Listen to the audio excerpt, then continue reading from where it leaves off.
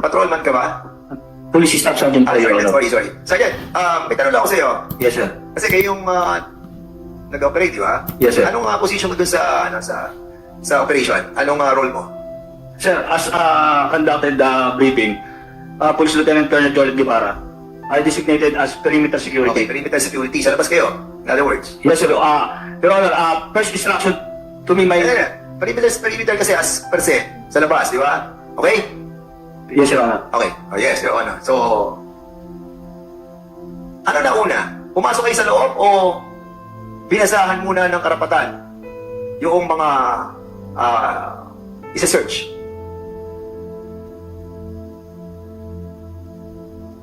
Sino ba yung nagsasalita dyan sa nakaret? Sino siya? I'm not Your Honor, counsel for PUPP. Counsel. So kumuha na kayo ng counsel. Yes. Sige, you can stay at the back, please. Simple lang naman ang tanong ko eh. No need for a lawyer for this one. Ang tanong ko, ano na una? Pumasok kayo sa loob ng 1811 or binasahan nyo sila ng karapatan? Your Honor, hindi po ako yung... Hindi naman, tanong mo na. Sandali. Perimeter security ka, di ba? Yes, sir. Perimeter security ka, di ba? So, Yes, sir. supposedly, nasa labas ka ng unit, di ba? Perimeter, Yes, sir. eh. Okay. Okay. Oh, since nandun ka, perimeter security, nakikita mo lahat. Okay. So, ano nauna? Pumasok sa kayo sa loob ng 1811 or binasahan sila ng kanilang karapatan? Sir, bali... Ano nauna lang? Ano muna? Pumasok po, sir. Pumasok? Yes, sir. Pumasok na agad kayo? Yes, sir. Nung wala pang binabasang karapatan? Sir, pagpasok po namin, doon pa lang po binasahan sila, sir, ng, sir, ng karapatan, sir. Kaya nga, so, mali na yung protocol nyo. Pumasok kayo sa loob without reading yung karapatan sa kanila. Ano po, Your Honor?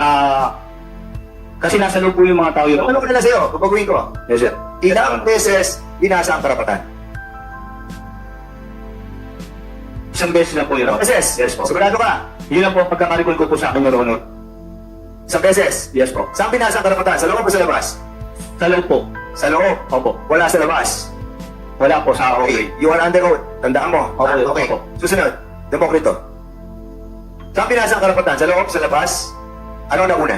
Pumasok kayo sa loob or yung pagbasa ng karapatan?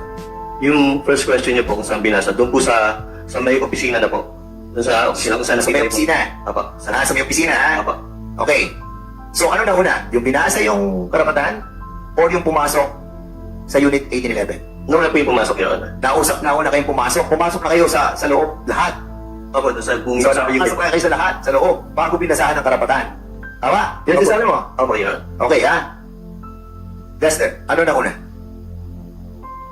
Perimeter security lang po ako, Your Honor. Yes, correct. Perimeter security. So, hindi ka pumasok sa loob. Hindi po, Your Honor. Hindi ka pumasok sa loob doon. Pumasok po ako doon after the operation, Your Honor. After operation. After operation ka. Yes, Your Honor. So, hindi mo nakita yung pagbasa ng karapatan. No, Your Honor. Hindi mo nakita. Okay. Corpus. Document, Your Honor, hindi ko po matandaan kasi nakapokus po ako sa security guard nung nasa harapan. SWAT ka ba? SWAT? SWAT po, sir. Pumasok ka? Yes or no? Pumasok po, sir. Ano na una? Nung pumasok kayo o yung binasahan ng karapatan? Hindi ko siya matandaan, sir, kasi Tatanda ko sa'yo mamaya. Papakita ko. nakapokus po ako, sir. Sige. Hindi mo matandaan na pagdating nyo, paglabas nyo ng elevator, diretso na kayo sa loob ng 1811? May security guard po dun, sir, sa unit 18. Pagpasok po na Ano ako, ba sir. yung makikita yun? Di siyempre, nandun ako, babasahan ka na, di ba na? O di siyempre, pagpasok nyo ng 1811, dapat babasahan muna, di ba? Kakatok. O tapos, babasahan. Nangyari ba yun? Hindi ko siya ma-recall, sir, kasi Bakit ba lang kayo sa loob?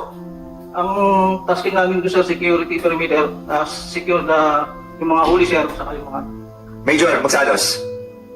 Ano na una? Good afternoon, Mr. Chair. Nauna po yung pagpasok sa unit bago po yung pagbasa ng search warrant. Anong role mo sa operation? I am the former chief substation of Tambo. I am the territorial police, Your Honor. So, hindi pa kayo dapat pumasok na kayo. I believe, Your Honor, the reason why is that the subject of the search warrant is firearms considered as not Anong dangerous. posisyon yun? That's why Anong we... posisyon? Hindi nyo nga nakuha yung Bushmaster eh. Nakuha nyo. Your Honor, during... M16 nakuha nyo. Were you able to get the M16? I'm not the one... You were able to get the M16? Yes or no? No, Mr. Chair. I'm not the search and seizure. Hindi po. Kasi hindi nga kayo sigurado. Well, yeah. Okay, ang tinatanong ko, pumasok ka right away from the elevator, pumasok ka na agad sa kwarto. Yes or no? Yes, sa likod. Yes, Sa likod po pumasok ng ka. SWAT, Mr. Chair. Pumasok ka. Yes. Correct. Yes, Mr. Diba? Nauna, ang pagpasok kaysa basahan ng karapatan. Pagbasa po ng search warrant, Mr. Chair. Yes, o nga. Nung kanilang karapatan at no search warrant. Nauna, Yes, yung Mr. pagpasok nyo. Yes, Mr. Chair. Okay, Major Giana. Ano nauna? Hello.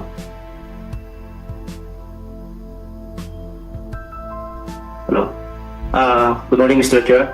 Ang nauna po, pumasok po muna kami bago namin binasahan ng mga karapatan, Mr. Chair. So would you admit na may mali kayong ginawa? Dahil inuna nyo pumasok. Diba? At nung pumasok kayo doon, inayos nyo na lahat bago nyo binasahan ng karapatan. Is that the right presumption from this chairman? Your Honor, nauna po yung pagpasok namin. Kasi Kaya, pagpasok nyo doon, sinicure po muna namin yung lugar, Your Honor. sinigure nyo, yun. Ilang minutes kayo nag-secure nung lugar? Hindi ko po masabi, Your Honor, kasi it's operation, Your Honor. Ano mga sinecure nyo sa lugar? Yung mga huli po, Your Honor, kasi marami pong tao nung gabi na yun, Your Honor. Hindi mo sinecure yung pera? Your Honor? Hindi mo sinecure yung pera? Hindi, Your Honor. Hindi sigurado ka? You're under oath. Lahat kayo na tinanong ko, under oath kayo. So hindi nyo sinecure. Wala kang sa pera, kumbaga parang okay lang yan. Okay? Your Honor, Habang nagpapasa si Guevara, nung kanyang tinatawag na sa search warrant, nasaan ka?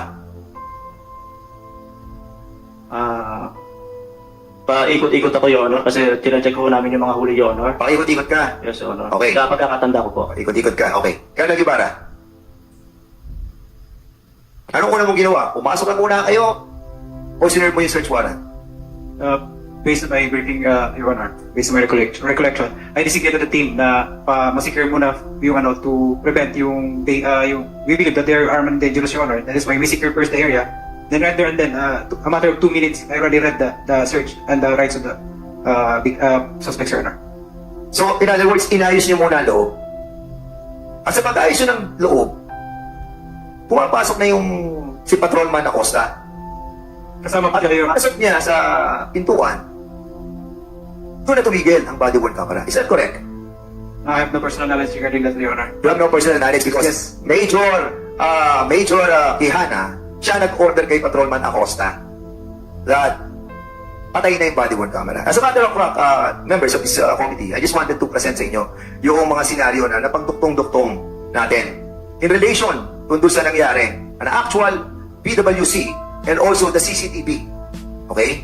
So in other words, dito makikita natin na nagsisinungaling itong mga to.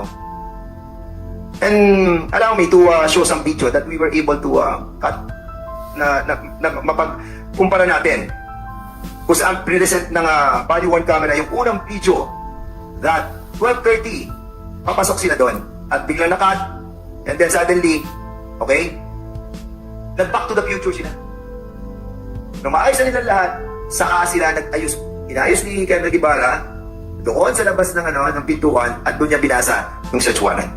Pakita.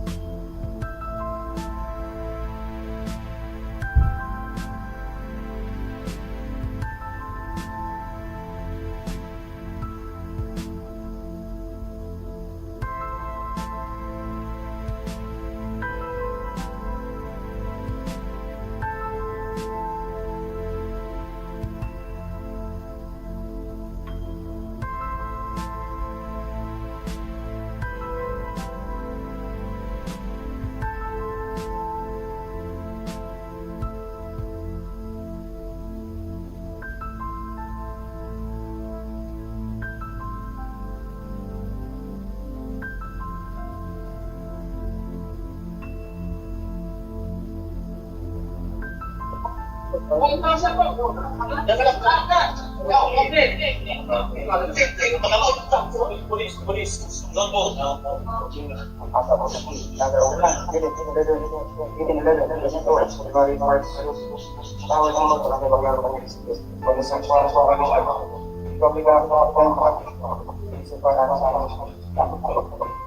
this is one of the sign of IBM.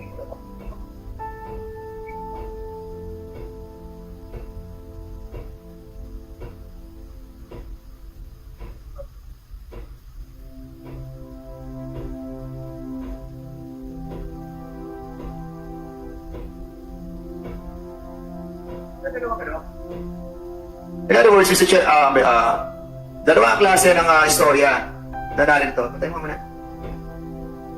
Okay. Saan? Okay. Dalawang senaryo na nandito sa atin. Pasensya na kayo, hindi ako marunong nito. Okay. Dalawang senaryo nandito. Sa kaliwa, yun yung nawawalang 27 minutes na kung saan doon pinatay ang body worn camera. At pumasok yung tunay na nangyari sitwasyon sa loob ng Unit 1811. Sa Unit 1811, nung pumasok yung 13 personalidad from the operation, dito inayos niyo pa. Lahat inayos ninyo. As a matter of fact, I can show the video exactly what transpired. Ito ang nag-transpired noong pinatay na ang body worn camera. Siya mo to.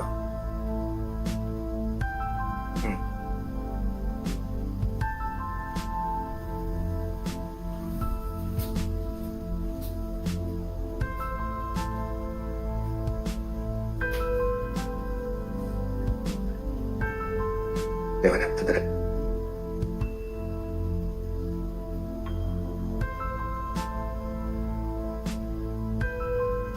One minute suspension na para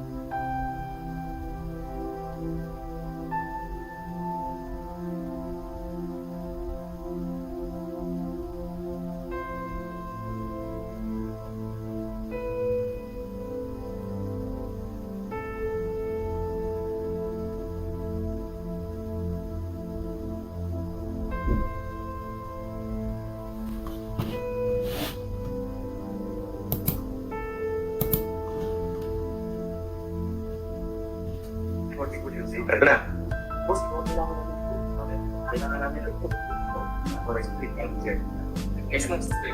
Siya mo na. Okay, hearing resume. Okay, so pasensya na kayo, medyo hindi ako techie eh. So, we were just able to find out yung dalawa, BWC, saka, naman.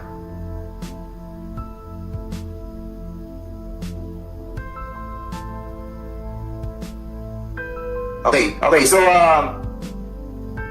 we'll be showing yung dalawa, BWC, from the moment na binuksan ni Patrolman Acosta, mamaya we'll be asking Acosta, from the moment na binuksan niya yun, hanggang makarating sila doon sa Unit 11, na kung saan dumiretso na sila hanggang sa loob, and then nakat yung BWC, and then the CCTV, siyang sumunod. So we will be trying to find out, no, kung anong ginawa nila in relation sa sinasabi nila, nakiklaim nila ngayon, that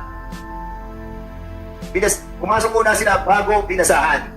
Okay, so ngayon, pakikita natin sa members of this committee what really happened.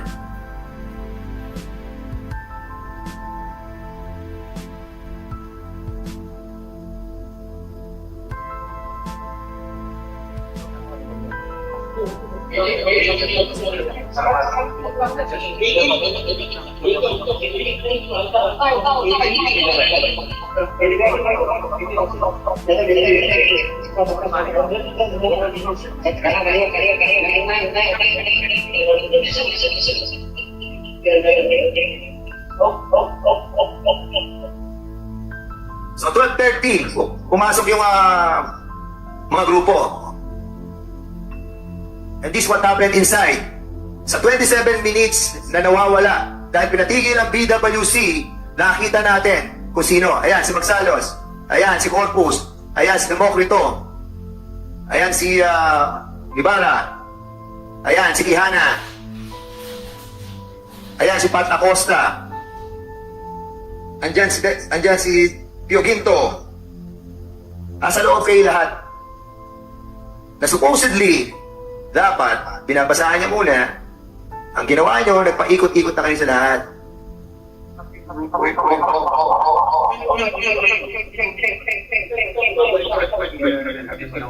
Mr. Chairman, baka naghahanap ng budget.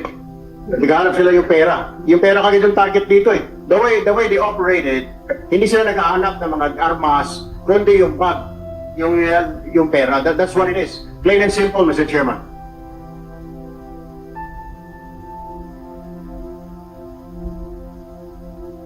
I must agree, Congressman Tulfo. And as a matter of fact, dito natin patutunayan that ang sinasabi nila ngayon, sinesecure nila ang perimeter. And that's the reason why si Major Magsalos, ang sinasabi nila na dito na sila sa loob, samantalang ang kanilang trabaho ay mag-secure lang ng perimeter. But they roam around. They roam around sa lahat. Pasok sa kwarto, pasok sa CR. And as a matter of fact, this is the best direction that I ever seen in my entire life. Being a former movie actor, ito na ang pinaka-worst na direction na nakakita ko. Even the blocking, even the directing, hindi kayo papasa. Nag-ano ka dito eh, di ba ra? Nag-Back to the Future ka. Nag-Michael J. Fox ka.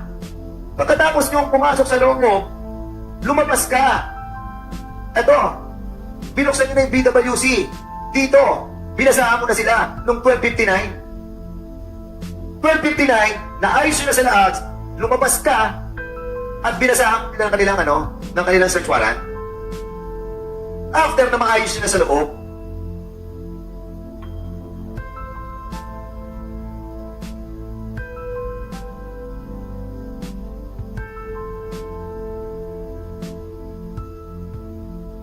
hindi kayo papasa sa amin eh.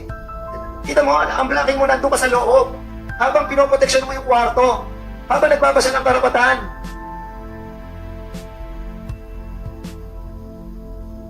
Now,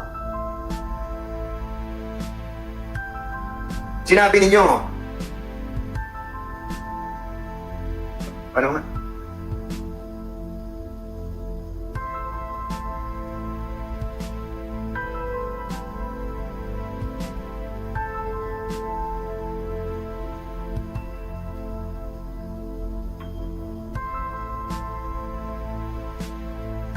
Lucky enough that these people with the guidance of General Natates, na hawakan nila ang CCTV. Otherwise, makakalusot kayo. Pero this time, hindi kayo makakalusot. Lahat kayo nagsinungaling. Lahat kayo artista. Lahat kayo direktor. Inayos nyo ang loob ng 27 minutes. And then, you went out, Guevara, lumabas ka upang gawing tama. Binuksan nyo na uli ang BWC. At sa the BWC, okay, nalilabas nyo, yan na ang ginampanan ninyo. Maayos na lahat.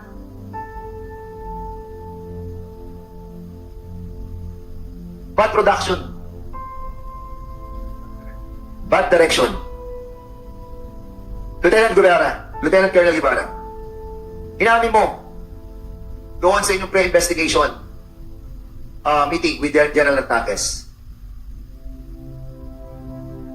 that you have gotten 31 million plus 4.6 million. Nasa video yan. Nandito sa video. Pwede na ipakita. At sinabi mo na meron kang binigyan ng 500,000. Sino ang binigyan mo ng 500,000? I cannot recall, Mr. Chair.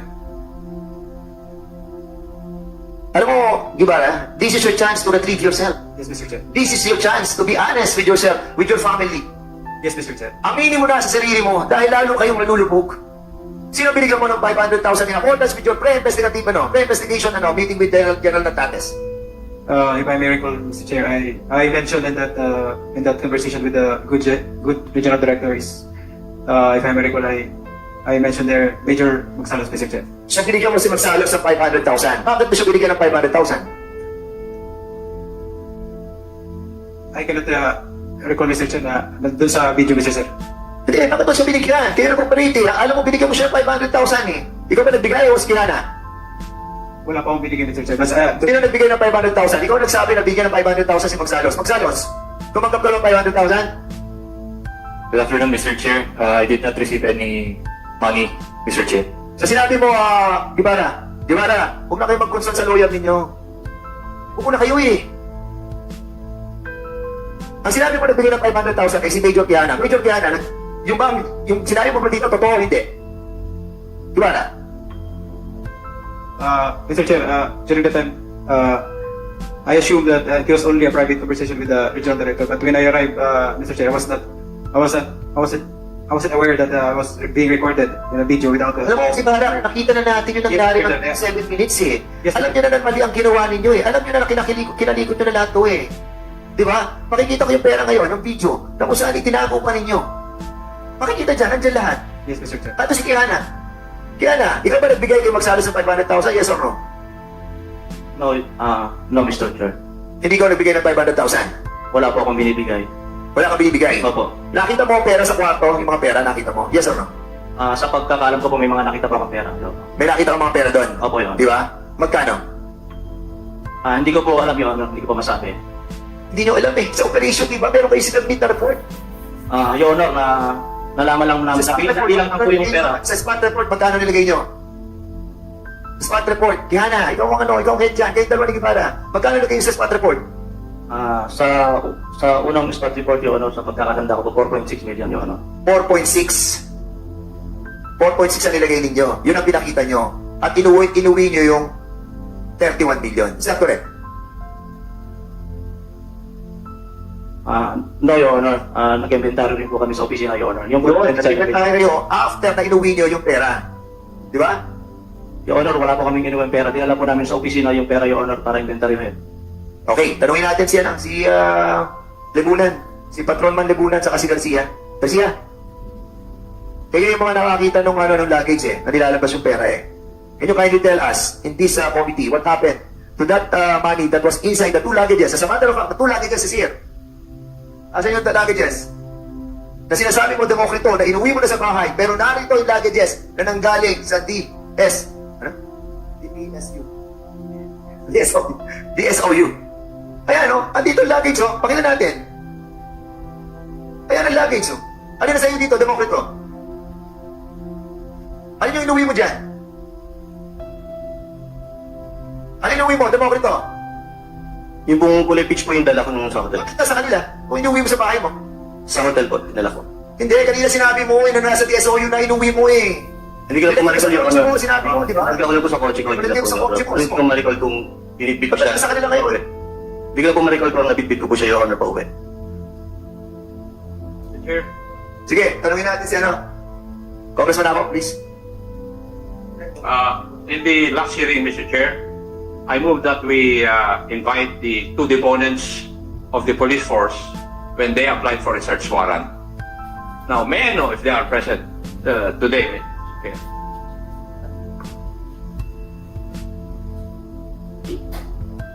May I know if they are present? We have invited the two opponents, Michael Nebosha and Rainier Makapat.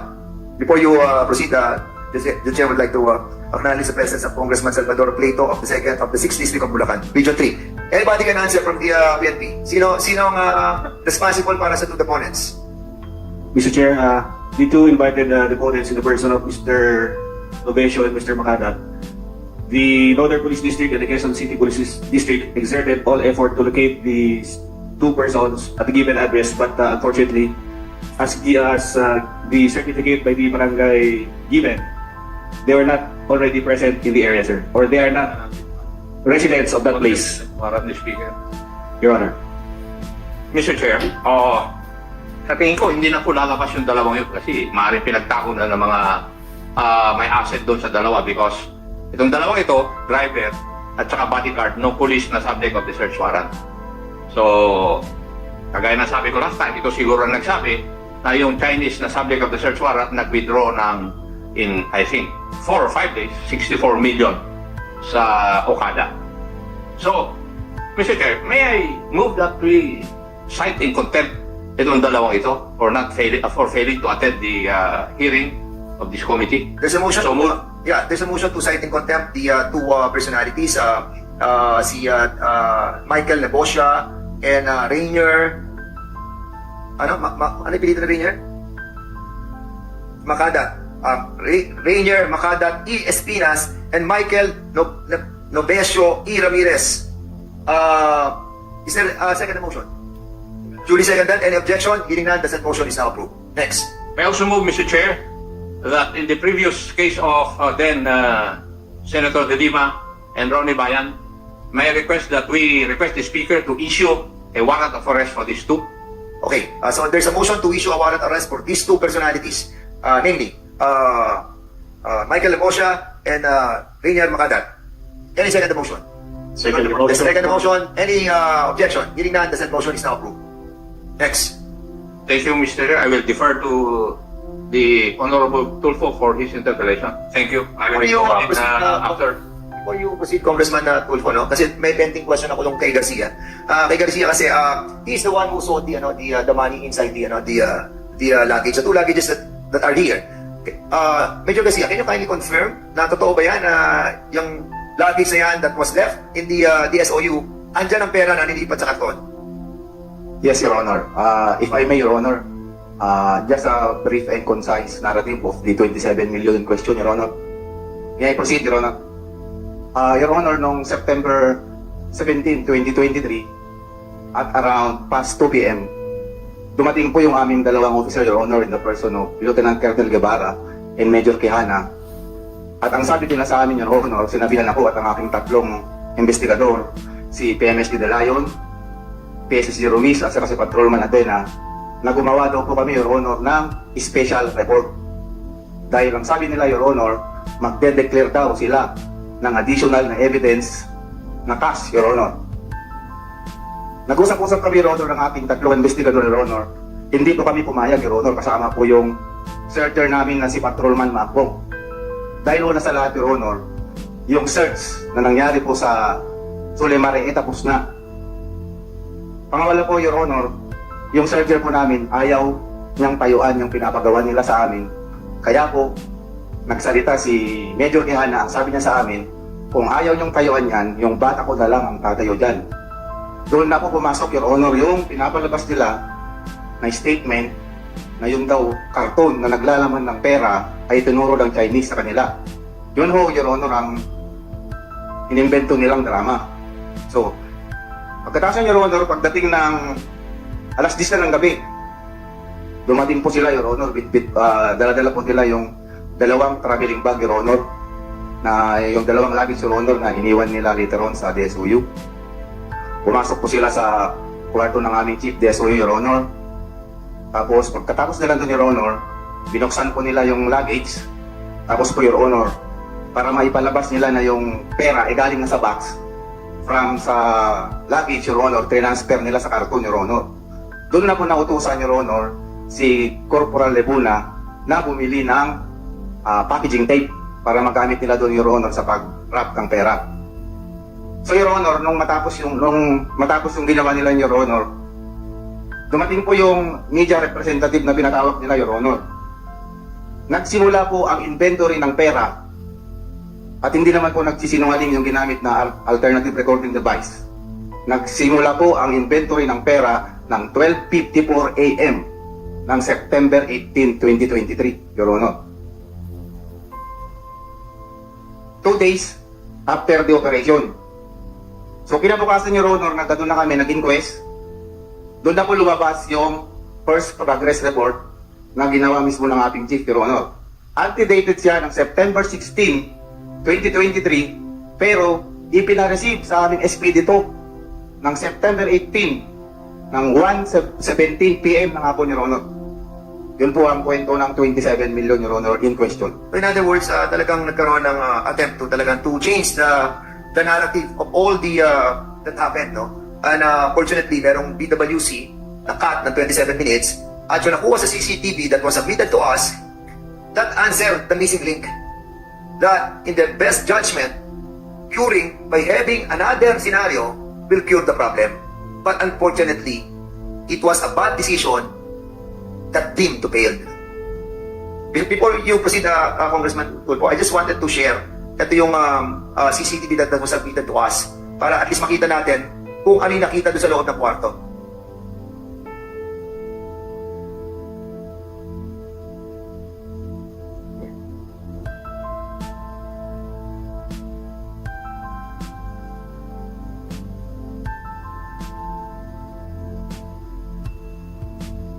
Ito yung nasa loob ng kwarto na kung saan ito yung pinagtatalo ng CR na kung saan sinasabi based on the report that was submitted to us that we were able to read ay hindi pinapapasukan yung CR na yon because of all this money that was seen inside.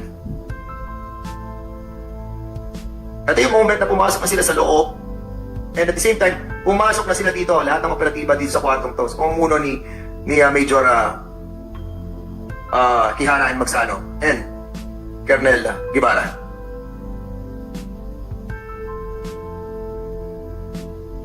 And according to what I read sa report, these are all money, and those in the black are also black, are also money.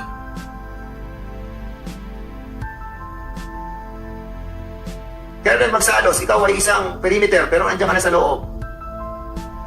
Ito, hindi ko alam kung sino ito isang to, but I think they have recanted as well, no? Sila nagsabi na ito ang mga nakita sa loob. Sabi mo kanina, Quijana, hindi mo nakita yung pera, hindi mo nakita. Ikaw pa nagtakip ng pera? Anyway, in other words, we have seen the other side of the 27 minutes. And with that, this chair would like to recognize Congressman